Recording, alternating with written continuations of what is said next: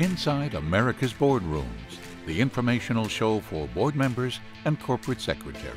Brought to you with Knowledge Partners, Diligent, PwC, Center for Audit Quality, Spencer Stewart, the Conference Board, and Corporate Board Member, along with content contributors Equilar, Meridian Compensation Partners, Wilson Sonsini Goodrich and Rosati, Donnelly Financial Solutions, and the Society for Corporate Governance. Welcome to this edition of Inside America's Boardrooms. I'm TK Kerstetter, the CEO of Boardroom Resources and the co-founder and editor-at-large of Corporate Board Member. We're here actually at Corporate Board Member's annual Boardroom Summit in New York, and it is a conference that brings in board members and CEOs to talk about boardroom issues and governance trends. With that, we have the privilege of having some interesting resources from which to pull, and today is no exception. And today we're going to be talking about why every board must address sustainability. And joining me is Heather Curlee, who is counsel with Wilson Sonsini Goodrich and Rosati. Welcome, Heather. Thank you, TK. Thanks for having me. So you just finished hosting a very interesting panel, and the title was The Elephant in the Room, Why Every Board Must Address Sustainability. So my question to you is, we all know the increasing interest level of ESG among investors. So was there any consensus on your panel on where boards currently are with their understanding and oversight of what is a fairly complex issue to measure, which is ESG? I don't think there was a consensus. I think what emerged from the panel was the realization that there are some very large companies that are leaders in this space and are leading the sustainability movement and responding to their investors' demands for ESG. But then there are a number of companies who are just starting to become aware that addressing the ESG risks, so environmental, social, and governance risk, is a necessary factor for their business going forward.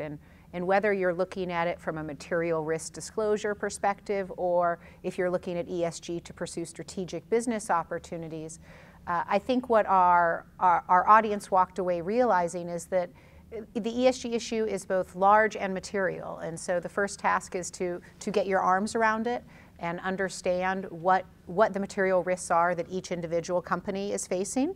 Unfortunately, there's not a standardized framework for that, but we talked through in the panel how you can identify your material risks using some of the guidance that's out there, as well as some experts within the company, and then taking action to either disclose it if necessary, to engage in activity that will resolve or mitigate those risks. But that I think most people are just realizing that, number one, it's moving very quickly, and number two, it's an action item that must be addressed. Well, we've certainly heard throughout this whole summit about the challenge of getting your arms around it. It's right. Not that simple, but I think the comment that you just made, if you can't get your arms around it, at least talk about the risks, at least let investors know that you're aware of the risks that are associated in this space, and that because they don't have anything formal at this point, that proves to be a pretty valuable exercise for the board. I think so. There's a number of boards that are busy, though. They have full agendas, and it's difficult to slot in an issue as large as ESG. And so I think each board has to think about how they can best deal with it. Some can delegate it to management, others will delegate to a committee, and others will deal with it at the board level. But I think you're right. It's first understanding the risks that the company face. Our panelists were pretty united that the SASB guidelines are a good starting place. They were just released 3 months ago. Industry by industry, they list out the material risks of climate change, as well as social issues and governance risks. And that is a good starting point for companies, especially the ones that are just getting their feet in the ground. Yeah. Was there any discussion in your panel relative to the investor engagements and whether investors are going to be bringing up the issue of ESG when they meet with either managements or boards? Well, I think we were lucky in that we didn't have to address this because Cyrus from State Street this morning in his opening address told everyone that ESG is the #1 issue, that he has just sent a letter to a number of companies. I think he said 1,200. Yeah. That's on top of Larry Fink's letter from BlackRock that went to a similar number of companies. And so I think that the institutional investor demand is both there and known. These are all recent activities, though, and what does a CEO do in receipt of such a letter? I think we'll see the next quarter and the quarter after that how this unfolds, I believe. And it seemed a little refreshing in State Street's comments, Cyrus's comments this morning, that they aren't expecting magic overnight. They have the same challenges of trying to define materiality, relative to this and reporting. But like you said, they made it pretty clear that this was not an issue to ignore, which if you look at shareholder proposals in the past, until this year, it was basically ignored. Right. I mean, it's for many years, ESG, what we're now calling ESG has had different names. Is it corporate social responsibility? Is it socially responsible investing? And I think for many, this has been seen as an investment fad. But as we talked about in the panel, the petition for rulemaking at the SEC that was put forward by the institutional investors really solidifies that at least for the institutional investor community, these are real risks that they are concerned about related to climate change, the social issues, and again, how you manage those through governance. But it's a long-term value proposition. It's long-term risk mitigation, it's long-term value.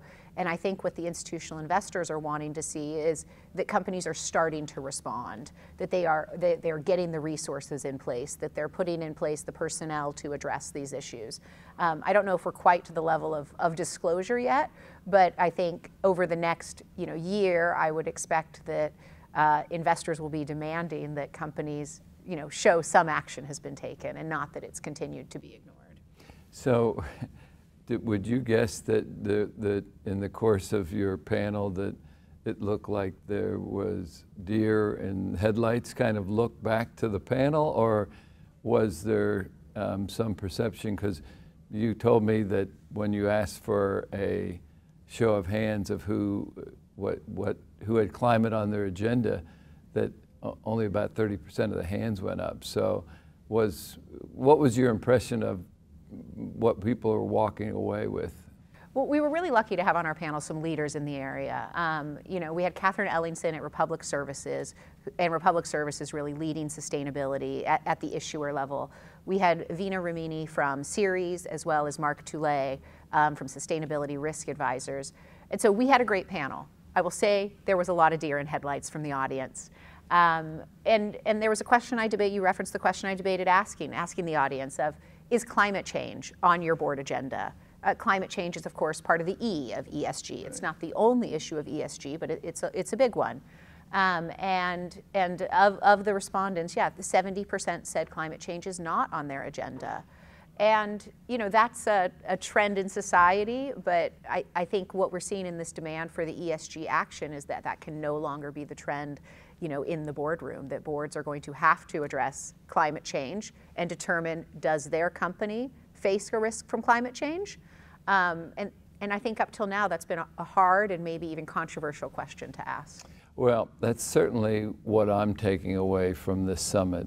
I can't believe how much ESG has dominated almost, and if you throw culture somehow into ones that I would say that probably 70% of this conference was dedicated to that broader ESG issue. I think you're right, and I think governance has been addressed over the past couple years, so I don't know if there's more to say on governance at this point, or, there's probably always more to say on governance, isn't there? But I think in many ways the governance has been established, and you're right, through all the panels, and I did not expect to hear this, we heard talk of the E and the environment, and the S, the social risks of culture, and so in my mind, it's that those will really dominate going forward of how do you manage a environmental risk, and how do you get your culture in line? And I think those both fit under the umbrella of the ESG initiative. So Heather, thanks for taking the time to talk about ESG and recapping what your panel communicated. It was a good wrap up to what certainly was